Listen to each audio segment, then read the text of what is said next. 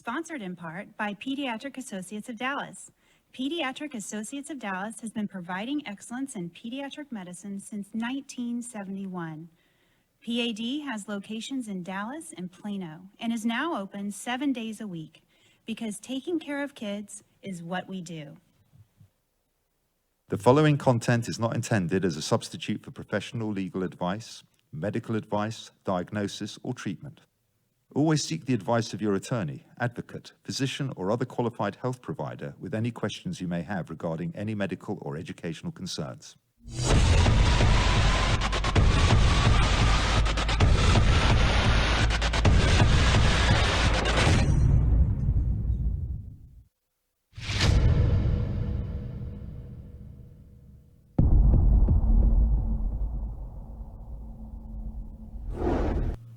Hi, and welcome to another episode of Empower Dyslexia. Show 19. Can you Show believe 19 shows 19. already? I can't believe it. It's wow. Anyways, I'm Rachel Chambers. And I'm Stephen Urout. And we're here to help you be better informed partners in education. On this podcast, we talk about dyslexia and related disorders, interventions, research. We talk about policy at the state and federal levels as well. We also interview experts in the field or people that have had personal experiences with dyslexia and the other related disorders. Well, because 1 in 5 people are 20%, dyslexic, y'all. so 15 to 20% the have something. The chances of you intimately knowing somebody that has dyslexia is fairly high. As every week, we let you know that you can view us or listen to us on all of our favorite apps out there: iTunes, Google Play, Spotify, Stitcher, TuneIn, Alexa, all those beautiful apps right there. Make sure that you subscribe and like us. Leave us a recommendation if you think this is. I think this week we got up to 900 people. 905 905 on Facebook. And I think we're just over 225 or 250 on That's great. YouTube. So, we're starting to take off. Yeah. So, That's all of our exciting. YouTube people, where you at? Come on, let's push that little subscribe button. Subscribe. It helps us out, Whatever it's, Subscribe. All the Subscribe kids. it. Punch it, whatever. Okay, so today's topic, we have our very special guest. Her name is Julie McKinley, and she works with Frito-Lay, but she is also a mother of a child with dyslexia. She's a fierce advocate for people with learning differences, disabilities. I can't even speak today. Julie and I actually met. We were together on a assistive technology panel for Region 10.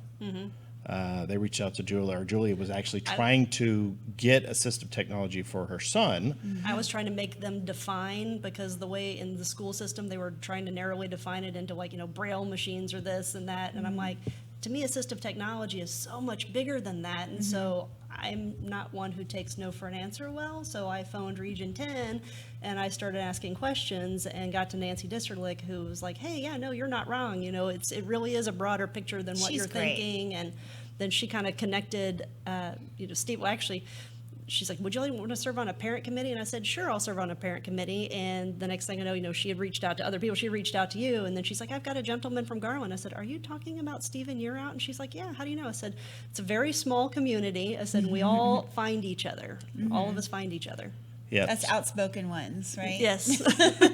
Or passionate ones that want to see positive things happen for our kids. right. So, Julie, like you said, she's a mother of a dyslexic. She's a fierce advocate.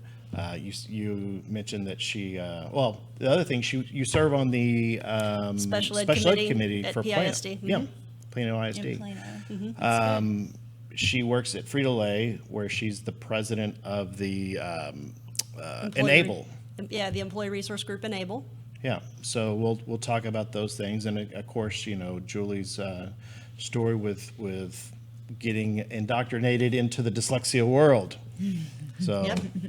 I'm excited to talk about this. So why don't you tell us a little bit about your story and how you became such a fierce advocate?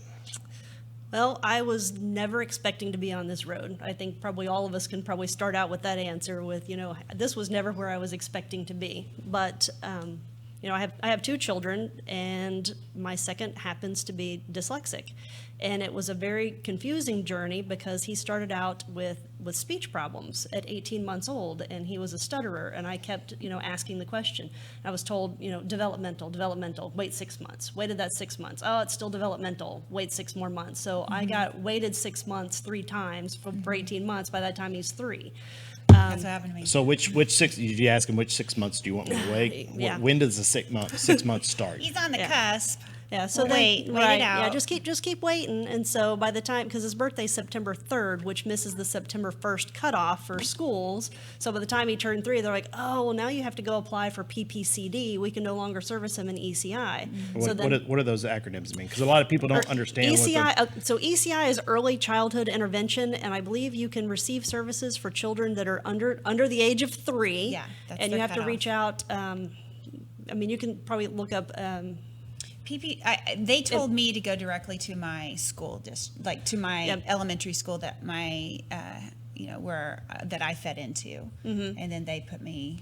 Yeah, because on the road. once I met, because my son actually was born tongue-tied and hypotonic. So, when you really go back and you start looking at kind of the history, that's kind of where it all started. And I was told, actually, happened to be working with a lady who was a speech-language pathologist at the time, and she told me, she said, your child has a neurological issue. And I didn't know at the time what it was, right? And so, moving forward, then he couldn't lateralize his tongue, worked with ECI, and then, like I said, I identified the stuttering at 18 months, waited, and then early childhood intervention, and then PPCD, which I'm not sure it's the child development, it's the pre-K, and I think that is probably consistent across all the ISDs, PPCD. Right. But then getting him in there because, again, we're looking at, well, it's not bad enough, right? So then I was also weighted again. It's not bad enough. It's not bad enough. And then finally, by the time he was about 4, he had developed a tic as well. So he would be like, whoa, whoa, whoa, and would be like winking his eye. And so I finally was able to get him in and qualified under speech services. And went through PPCD, went all the way through kindergarten, and they wanted to move him because he was on an IEP, moving from an IEP, an individualized education plan, they moved him to a 504, which is kind of a different animal altogether, right? And I'd asked him to test him for dyslexia at that time, of which he was not tested, was not identified. And So they never did a full evaluation. They just Not- did a speech not at that time. evaluation, is what it sounds like. and I'm here to tell you that And that's why the speech therapist probably said he has a neurological well, this just happened to be a lady But I that worked was with, and he was along- just a tiny baby at not the time. the Yeah, not at the person school. testing Correct. them. So one of the things that I want to throw out there for all of our listeners, just kind of a random unscientific poll. Your children who are dyslexic, did they have speech problems? Did they stutter? My son did. One did, one didn't. I think, and I have posed this question. My daughter did not, Yeah. but my son has speech problems. But I'm not sure if he has dyslexia or not, it's never been on his. But that's the weird thing. He has the speech issues, but on his full evaluation, they never said dyslexia. But at his school, he went through Take Flight. So I'm just like, Yeah.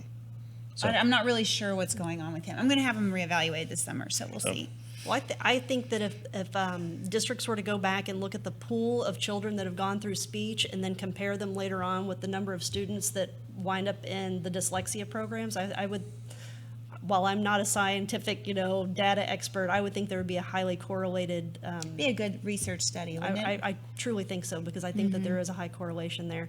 So he moved to a 504, and then I kept, talking to his teacher. He was pulled out for TPRI testing. And I'm like, well, what is that? Because I don't speak teacherese, right? I think that's one of the things that we all kind of fall into. Teacherese. That's what I call it, teacherese. I don't understand teacherese, and it's like, what is that assessment? What are you doing? What are you suspecting? What's going on? I'm thinking he doesn't read. I think he memorizes everything that is given to him. I think he's regurgitating information. I think he's fooling both of us. Not because I think he was intentionally trying to fool people. He's just looking at other kids going, okay, this is what I've got to be doing, right? And so he's trying to cope as best as he can. he's trying to be normal. trying to be normal, and then compensating because a he's really also good compensator. He's also sounds like. exceptionally bright, right? Yeah. He's twice exceptional, so gifted with a disability. So he has the skills with which to maneuver around adeptly, but those skills will eventually, at some point, you can't keep doing what you're doing whenever the material keeps getting harder and harder. Exactly. It catches up. So yeah, and so halfway through second grade, he tells me, he's like, oh, I got a 71 on my math test. And I said, that doesn't seem right. And so I emailed the teacher in second grade, and she and I had conversations too, and I specifically requested a special education teacher as his primary teacher, because she had a special ed background. She was a general ed teacher, but had a background. And I said, bring home that test. And so I looked at it, and I said, it's all the reading problems. It is positively all of the reading problems on this math test. If I can't tell you what 167,000 looks like written out, it's not that I can't compute it, it's because I can't read it. And so she agreed with me. She said, yeah, I think we should have him tested. And lo and behold, who was right? It was Mom. Moms just have these instincts. Trust your instincts, moms. And don't ever take no for an answer.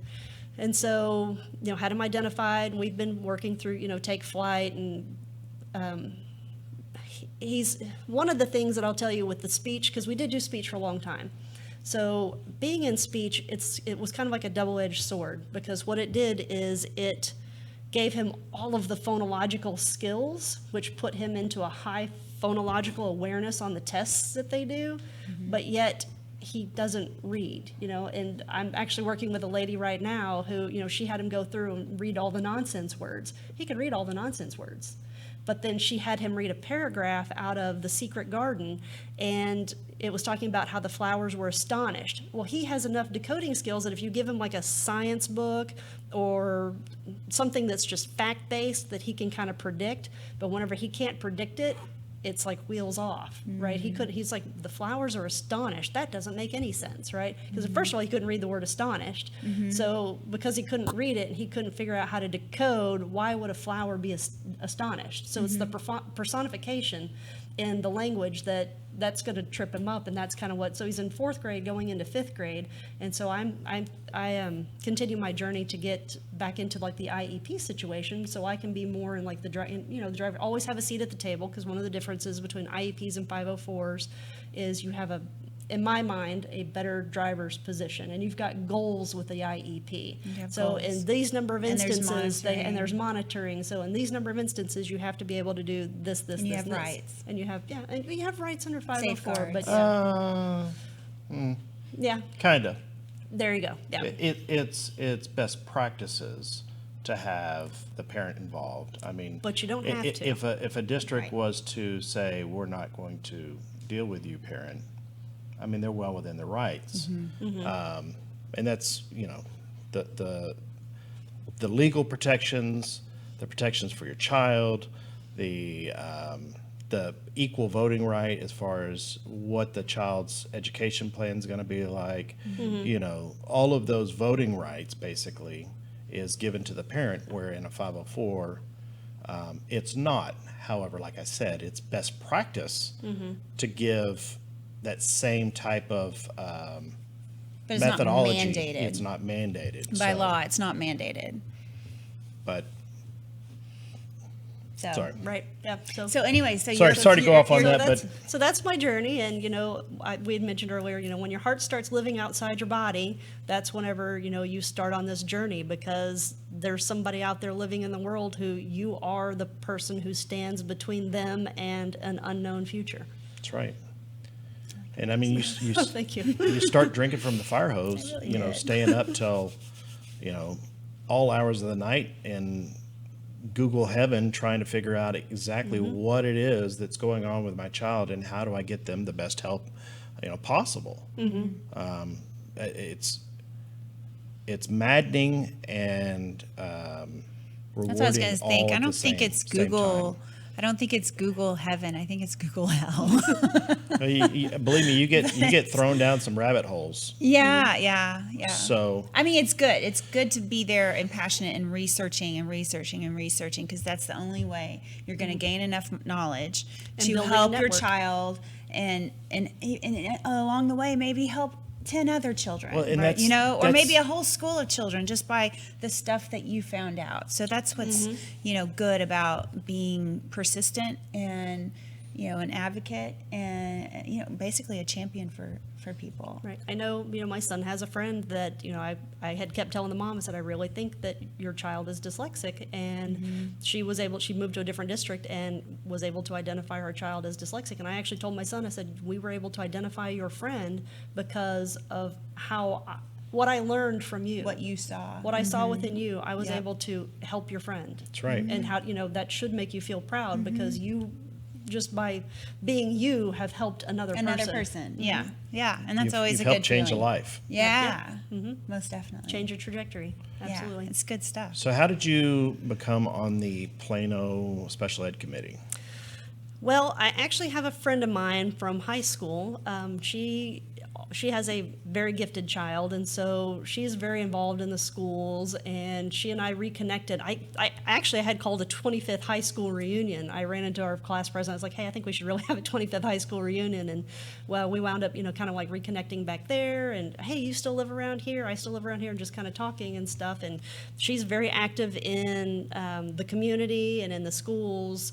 And I'm like, hey, you know, we're really talking about kind of the flip side of the coin, right? You're Right. dealing with this side of the issue where it's, you know, your kid's very, very gifted, but how do you service that kid? And then I'm dealing with this over here, you know, not that my son is actually twice exceptional, again, the gifted with the disability, but, you know, how do you, which almost makes it somewhat harder because then you don't look dyslexic. You have all those coping skills and it's harder to identify. And so she kind of helped, you know, connect me with some people.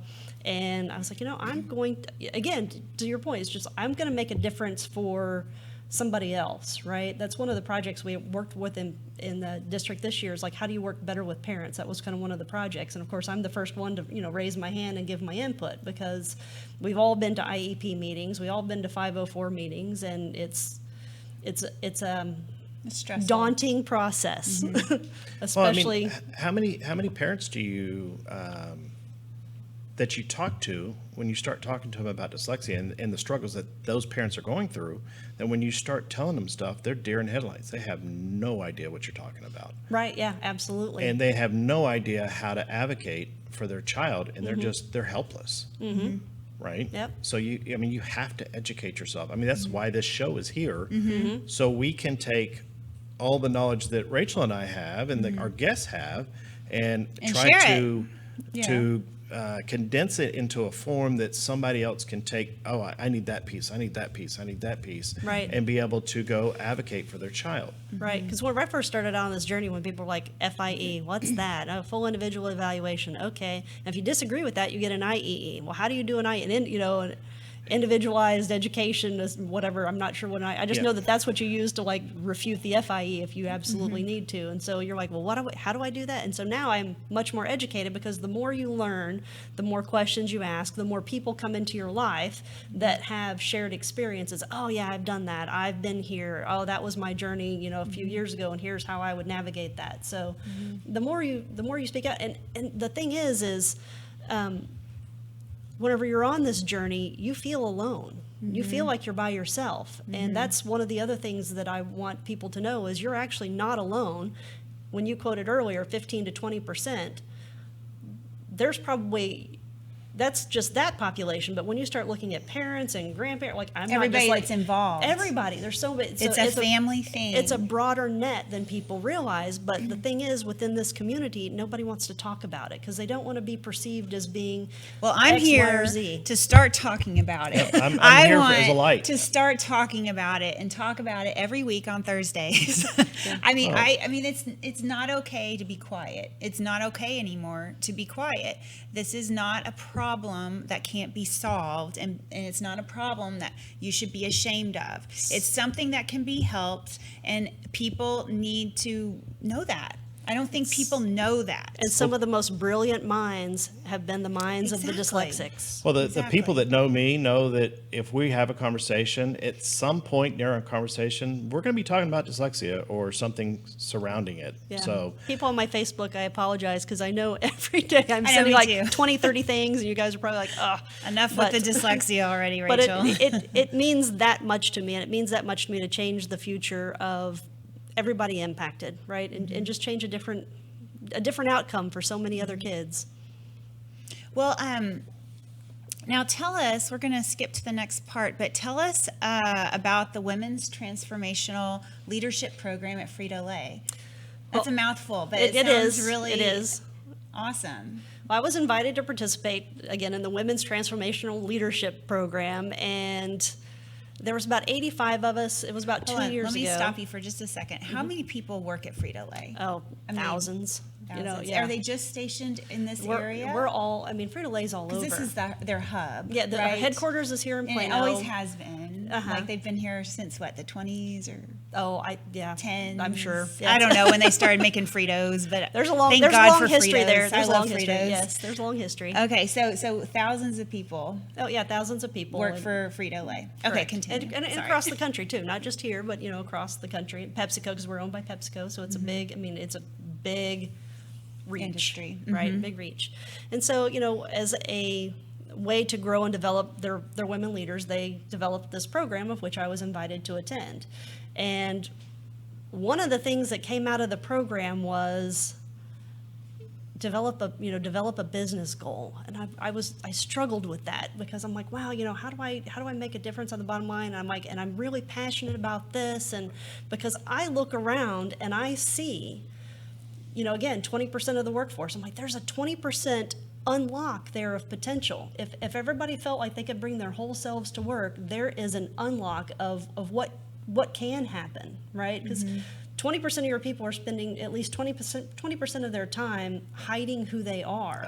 I would think that the hiding who they are is probably higher than 20%. And it's entirely possible. And so, you know, I was like, hey, I want to, and I, you know, stood up in front of 85 women and I said, this is what I want to do. I want to make a difference for people like my son. You know, I kind of shared my story about my son. I said, I want to make a difference for my son, you know, in the future and people like him. And, you know, I came back and I think going into probably the next section is, you know, how do you approach your boss? You know, because I came back and I had a conversation with my boss after this program, and she's like, you know, how did it go? And I was like, well, you know, this is what I'm taking away from this. I said, I look around and I see about 20% of the people. I said, and I think there's an unlock here. I said, and so I'm going to make a difference here. And I had, you know, the most wonderful boss who, you know, backed me up 100% and 110%. And I said, you know, and these are the things that I'm going to do. I was not a member of Enable prior to that. Which So is my Enable was the name of your group. employee resource group. So there's several ERGs, employee resource groups at Frito-Lay, of which Enable is one of them. There's, you know, various different ones that deal with different, you know, cultural aspects and, you know, like a women's inclusion network. And so there's a lot of those, but Enable was specifically for people with disabilities. And I said, I love the name of that. I said, I am going to go make a difference, and this is where I'm going to go do it. And I happen to be working with a girl on my team who was part of it, and I said, hey, how do I join? How do I get in here? I have an idea. How do I build out that? How do I do, you know? So I just kept kind of showing up and doing things, and, you know, we just kind of through progress, I guess, then I eventually they made me president of Enable because I Nice. did a lot of work last year, you know, collaboratively with a lot of people. We have it's called a didactic gallery, a teaching gallery, which is between our cafeteria and our gym. And I was able to, with my group, we were able to build out the didactic gallery, and we were able to showcase people with differences, right? And a lot of people with differences, showing how that not only did that difference, you know, impact their lives, but it also was the catalyst for making them even more than they were. You know, James Earl Jones was somebody that I highlighted in my gallery. He started out as a stutterer. The Darth Vader voice is a result of a stuttering technique. Wow. I didn't know In he case was you a didn't know stutterer. that, right? And so Love Darth Vader and James Earl Jones. Frida Kahlo, she had been in several car accidents and, a bus accident, I think, had severed her spine. So she painted out of pain. And it's those paintings that you see, those are the ones that's her legacy, right? So, I highlighted, these guys in the gallery, put together a number of statistics in the gallery because everybody thinks that, it's just this few. When you really look at it, throughout your life, you can't say that just because you don't have a disability now that you won't. Right. I think it's You never know what tomorrow will hold. never good know or what tomorrow will bad. hold, and you will see. Oh, I just lost. I think I just had a dyslexic moment. Yeah. Well, I mean, you when you talk about disabilities, you're not just talking about a learning disability or I don't Visible wanna say- disabilities, yes. yeah, visible and invisible, and that's kind of where I guess the overarching, gallery that past year was just because you don't see them. And the statistic, I was going to go to the statistic, about 94% of everybody throughout their life, will have some type of a disability that it may not be apparent now, it'll be apparent later. You might live with diabetes. There's something always going on with each one of us, and we don't all know. But the thing is again, we're not all alone. We're not alone in this journey. Well, when you told me about this gallery and the response that you were getting from coworkers, it reminded me of a story, and I think I told this a couple weeks ago. I'd gotten hired on at a very large corporation, and we were doing the employee training, and you had to stand up with the entire group, and everybody was reading a little section, and I had to read mine over and over and over again before it got to my turn. And it was just a little paragraph because I didn't want to look stupid in front of everybody, and I was concentrating more on what I needed to read than listening to anybody else. So I got nothing out of what everybody else was reading, and was trying to make sure that I didn't look stupid in front of everybody. And that's really what you're talking about. The covering. So you have all of these employees that are doing everything they can to make sure that they don't reveal what they're struggling with, and therefore they're not being productive or as productive as they can. Right, absolutely. There's an unlock there, positive. And again, innovation. Some of your biggest innovators have been people with dyslexia. You wouldn't have flight without the Wright brothers, and it's, believed that they were dyslexic. Henry Ford, you wouldn't have the assembly line without Henry Ford. I didn't know either one of those. Yep. So those are all people who are believed to have been dyslexic. And then all of our artists out there. All Not of all of them, but several artists Well, and actors and yeah. So your gallery had all It was- showcased all of those people. It was like an art gallery or just kind of like a it was a print gallery. It's kind of like an art. I guess it is kind of like an art gallery. It had a lot of colors, a lot of banners. Kind of telling people's stories. So like one wall told a story. Another wall, my coworker that I kind of connected with at first did like our disability, how PepsiCo supports, because we have a whole lot of benefits that are out there that not everybody is aware of, and so she kind of did like the game of life. And so like here's how you travel through life, and here's all the stuff that we help you along the way. And so she did that. That was part of our gallery. And then we actually highlighted a guy as we're trying to partnership with other ERGs, with Valor, which is actually the military, but that's also a strong crossover with people with disabilities. So we highlighted a guy that had come, he spoke at our organization, and he was a multiple amputee. So highlighted his story in our gallery. And then we kind of pulled another section where it just kind of listed all the stuff that can be going on inside of people that you can't tell by looking, right? I mean, like my son's not wearing the Scarlet D, or, even people with, like diabetes or things like that, that they're not wearing on the outside. You just don't know what people are going through. So I had a section with that, and then I had, again, a wall that had 100 pictures of different people, all kinds of people, young, old, different ethnicities, different, backgrounds, and then listed out of this 100 people, this amount will have this amount will have this amount will have this. And again, kind of gets you to about 94% of everybody's got something. Except You're for actually those in the minority 6%. if you don't. Yeah. Right. Wow. Well, it's freeing for people, especially when they know that they can go to their boss and just be completely honest and go, yeah, I'm having problems, in this area. I need some extra help. and the company be supportive enough to make sure that you get that extra help. That's amazing that Frito-Lay does that for their employees, and I commend them. Yeah, thank you very much. Definitely a culture of diversity. I mean, that's kind of one of the big pillars is, diversity, because that's how you win with inclusion, right? You just do. Yeah, you're stronger. Your company, your school, It's kind of the catchphrase is better together, right? Better together, and everybody has a different thing to pull in from their own unique background. So, and with that comes strength and innovation and, success, I think. Absolutely. In my experience. Like Nancy was talking about the buckets that you use in your when you're processing information. Well, if that bucket of trying to make sure that your disability is hidden in full, you have that available to do other things. Absolutely. Again, you've got the unlock. That's Right. true. You've got the unlock. next. You've got the next airplane. You've got the next. Something.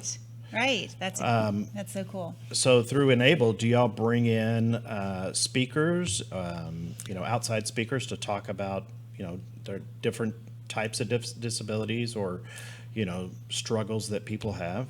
Yes, we have brought in, we've had several lunch and learns. We actually had one yesterday over IEPs and 504s, just kind of Really? educating. Yeah, because you've got parents that work at Frito-Lay, right? So you've got parents and grandparents. And so, just bringing in people to educate them on, these things, like, because people don't know. And again, they feel like they're alone. They feel like I'm the only one who's dealing with this. It's like, no, you've got, 5,000 of your closest friends some of them are dealing with the same things. That's amazing. Well, That's amazing that Frito-Lay education is such a Powerful tool.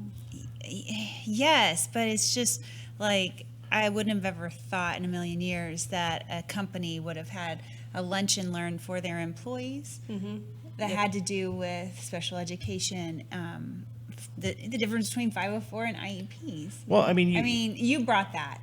that with was- the help of the other people on your team, I'm sure, which is just mind blowing to me. But think, like you were It's saying, good. Julie, you have parents, you have grandparents, aunts and uncles, and whatever else. Special caregivers. Yeah, you don't know that they're spending their times trying to figure out how to get their child help or their grandkid help or whatever. True, and that's, And if you alleviate that unknown for them by this lunch and learn, and they come away empowered and know what to do now, then their stress has been decreased, and now they're probably going to be a more effective employee. So that's very smart of them, I think. and we're starting with Enable. We're actually connecting now people just having lunch, like, hey, as a group, as an ERG, like, come join us. We're going to meet in the cafeteria at this time, and, come be a general body, right? So shared stories, your story might be different than my story, but there might be a part of my story that might help you, right? So we're kind of doing that. Last year I brought in a lady who was talking about, her book was, how dyslexics will rule the future. So it's I must read that. neurodiversity and artificial intelligence, because that's kind of the wave of the future is robotics and artificial intelligence. And there's almost, the dyslexic mind is almost geared towards this new world. Well, and Interesting. to that point when we're talking about the dyslexic mind, we have these deficits or these disability areas in our mind, mental deficits as far as being able to learn whatever section it is, right? And we have to build up our strengths so much it looks like that superpower. It's like the person who goes blind or is blind that was able to see at one Maybe point, smell better than the and average person. they lose their sight for whatever reason. You hear stories all the time about how their smell, their taste, Hearing. their hearing becomes, quote unquote supernatural. Yeah. But it's the brain really taking over and making sure that you can still have that quality of life and move on. And I think that's where a lot of people get hung up on the dyslexic brain or the, I think differently or I have a superpower. And they truly don't understand that, hey, it is your brain overcompensating for the lack deficit. of the deficit or whatever it is, which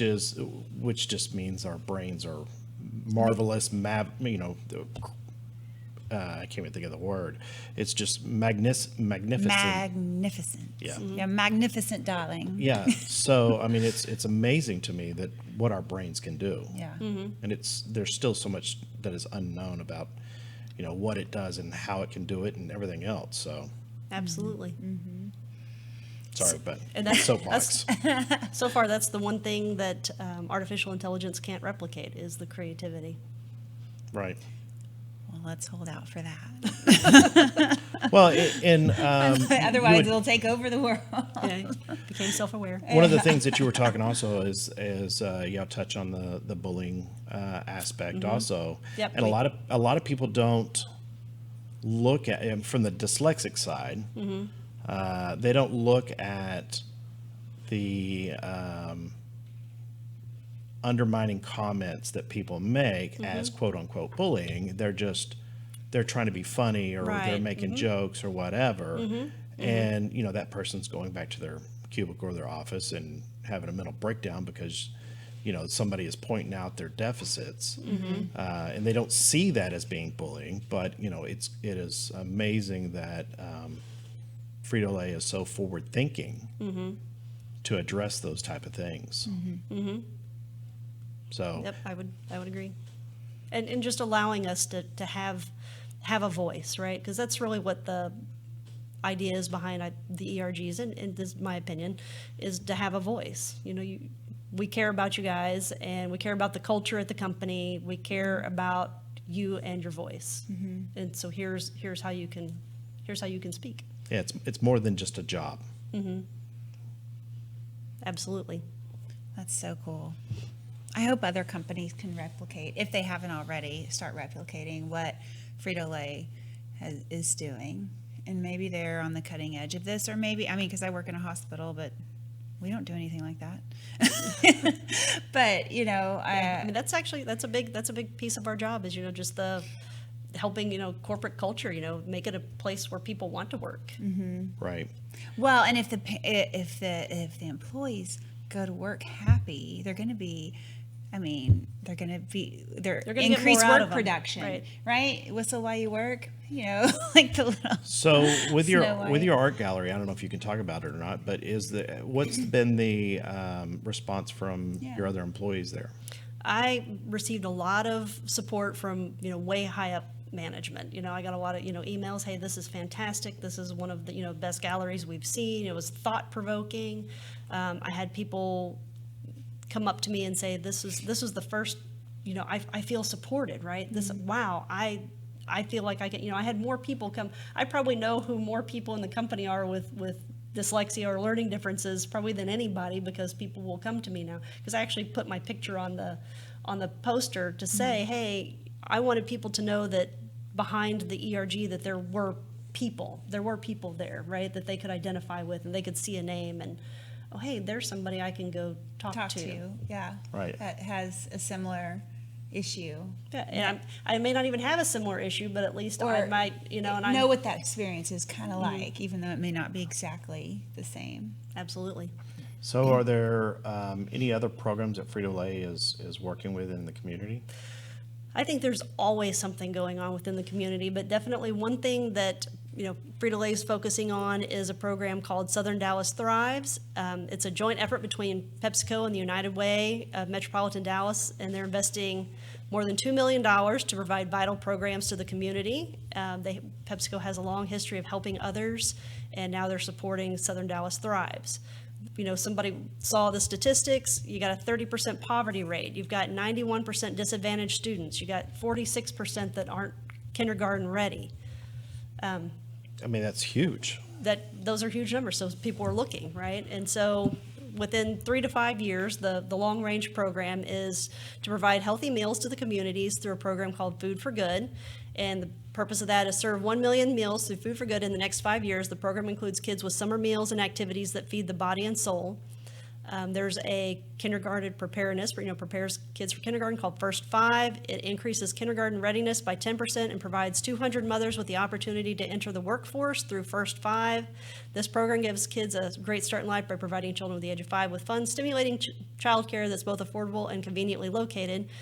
And that's, it's important that you're supporting the mothers, because you've got a lot of mothers who, and that was one of the things in my PISD committee. I was like, hey, I'm very fortunate in the fact that I have a very supportive husband at home, but there's people out there who don't. That's They're right. single mothers, or there's moms out there who maybe English isn't their first language, or, so this to me is key, because there's a lot of mothers out there, just struggling by themselves. Yeah.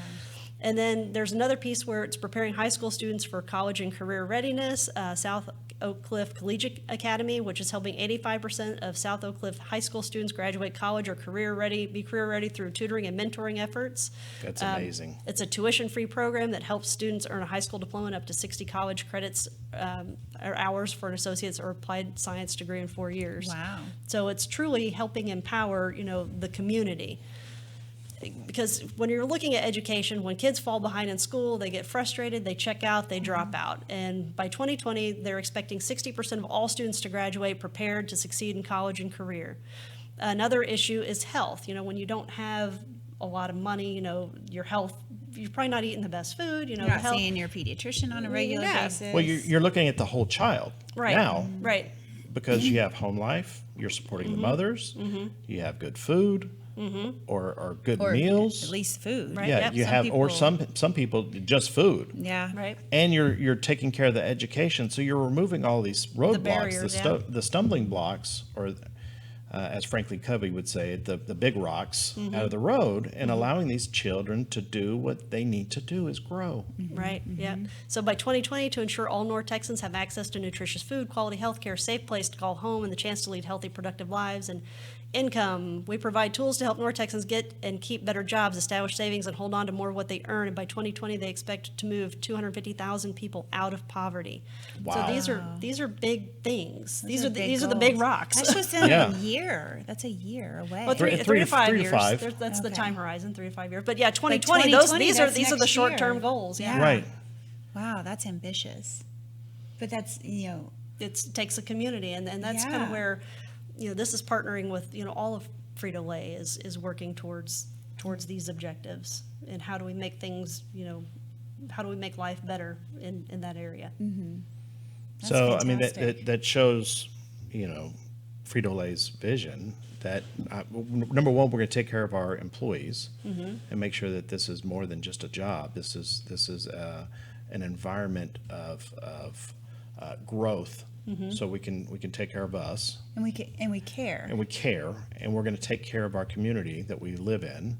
We're going to take care of the mothers that are out there, the children that are out there. We're going to make sure that these kids get an education where normally they wouldn't. I mean, to me, it's amazing. Because if you're not educated, you're not going to be able to earn. You're not going to be able to support yourself outside of. If you're not doing these things, you're helping the pipeline to prison, is basically what Right. it is. Or food stamps, or somewhere a government assistance. And people don't want to be in prison. People don't want to rely on the government. They want to be People want to be empowered. empowered, and they thank you, and they want to be self-assured. They want Self-sufficient. self-sufficient, because that's a very ego boosting, Empowering. again. Feeling when you can take care, if you know that you can take care of yourself, take care of your children, put food on the table, have a car, have a house or apartment, a roof over your head, and you are financially 100% responsible for that. That's very, Well, poverty is hereditary, or it's passed or it can down. perpetuate. It's passed down truly. from generation to generation, and a lot of it, if you tie the education piece to it, also, if you're not educated enough to be able to go apply for those jobs that's going to support your family and get those jobs, then you are going to be where you're at, or you're going to survive any way you know how to, any way you can, which for a lot of people end them up in prison. I mean, we have, I don't know, I think the last time I looked, 156,000 people in Texas prisons, in state prison. I mean, think about the tax dollars, just the tax revenue. Well, I think it's about that- $35,000 $1,000 a year per Yeah. inmate. And But, that's if you're a healthy inmate. But That's all in of- Texas. That's how all of much that it costs. tax revenue that those people would be out being productive And bringing money is in. taken out of the economy. So And paying taxes and all that stuff. So, it's but so heartbreaking. breaking the cycle of poverty and getting people educated. This is a great program that they're doing. They're very interested in making sure that the community with which we live in is a thriving, Southern Dallas thrives, it's a thriving community. That's fantastic. Well, what else do we have, Stephen? I Or mean, I guess there- that's, there- or what else do we is have, there Julie? is there I mean is there anything I that should we say. didn't cover that you want to talk about? Oh, I could spend hours talking about dyslexia, I'm sure everybody. I can go ad We'll have nauseam. to have you back on then. I'm part of different Facebook groups. I'm an admin for North Texas Dyslexia, the Dyslexia Initiative, and Dyslexic Houston. So there's a lot of resources out there. And you guys with Empower Dyslexia. So there's so much out there that's available that all you got to do is reach out and get it. And ask. And ask. And that's how you. So when you asked that, it just did remind me of. I've done things like for my child, you kind of get a little bit more involved in what's going on in your political world, right? Like what bills are out there, what's going on, and I just want to empower people so that they know that they can go out and if you want to contact your senator or your House of Representatives, there was a bill out there for IEPs that kids under IEPs don't have to take STAR, or if they fail STAR, that it goes to the ARD committee, that it wasn't just an automatic holdback, right? And so I read that bill and I wrote to the guy who wrote the bill, or actually I phoned them, right? And I was actually very surprised whenever they picked up the phone. I'm like, really? So you guys actually answer the phones, and right? have an office and have an office, and you really do want to hear from me? Because she's like, yeah, follow me up with an email and go out there and let people know, hey, write in, let us know what you're thinking, right? And so that's kind of the other thing, is just empowering yourselves, because I think people sit back, they're like, oh, I can't make a difference. I can't make a difference, right? Just one voice isn't going to make a difference. One person can. One person and I know that can. sounds so cheesy.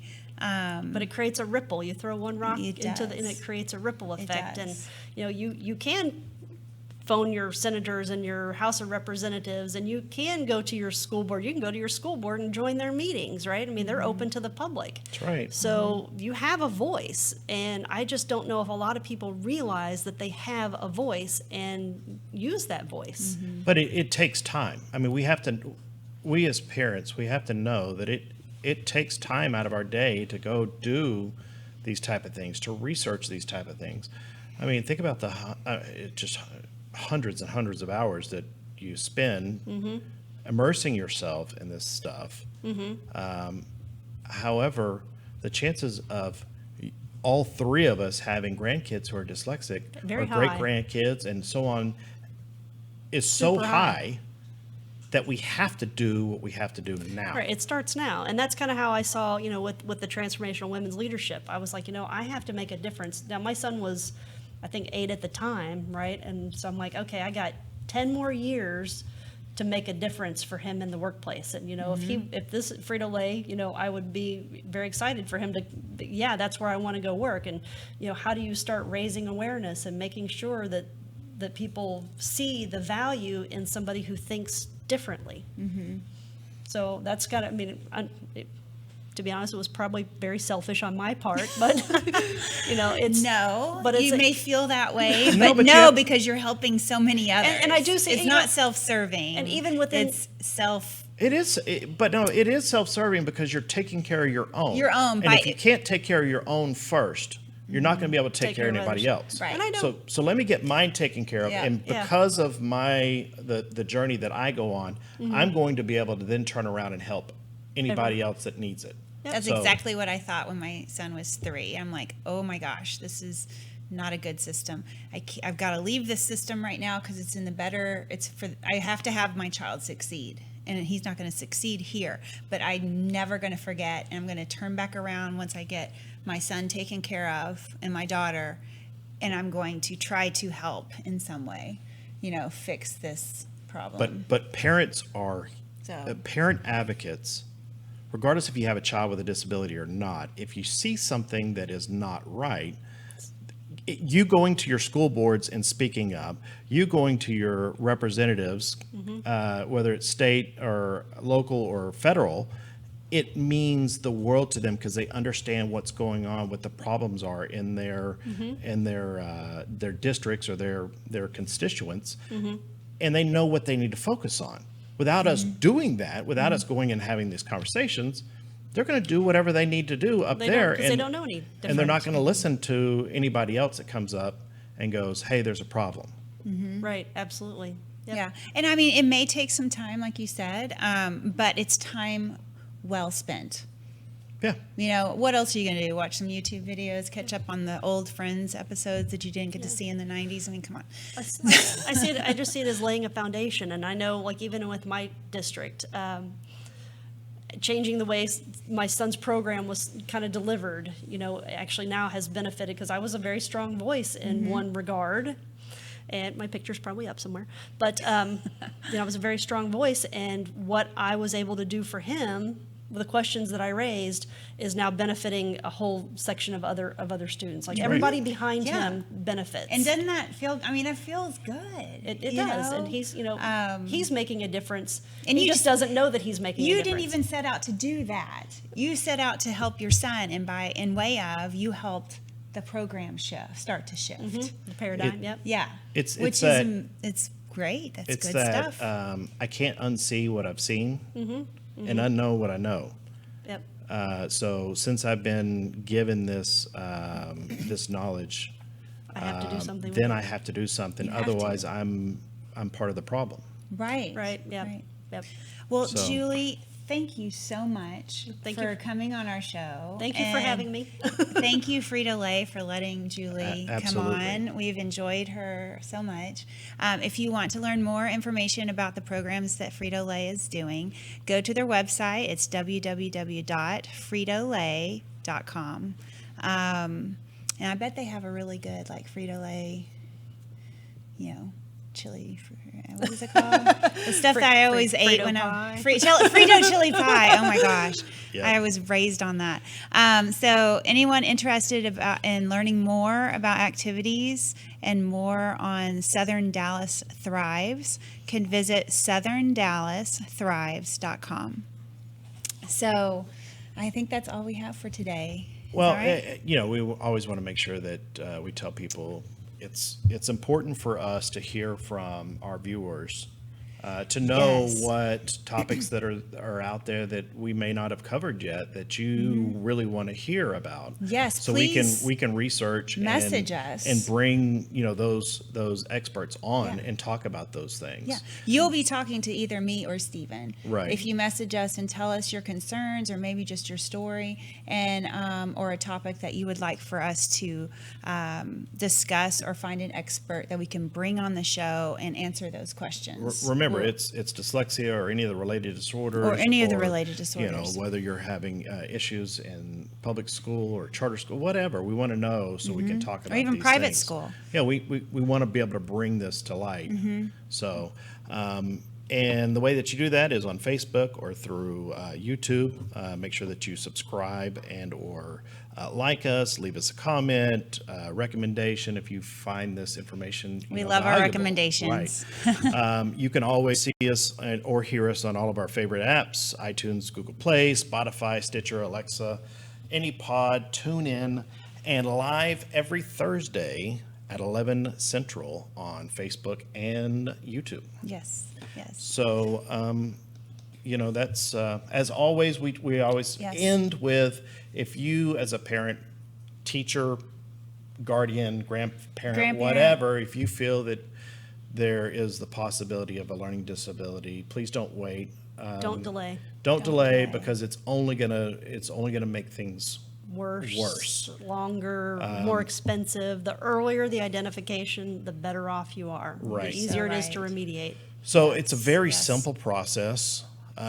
We have templates on our website, www.empowereddyslexia.info, where you can actually just take that template, Which push is, it. it's a letter template. Yeah, and you just you fill in turn- the blanks. You turn that into your School school counselor. counselor and get the testing process started. It's pretty painless.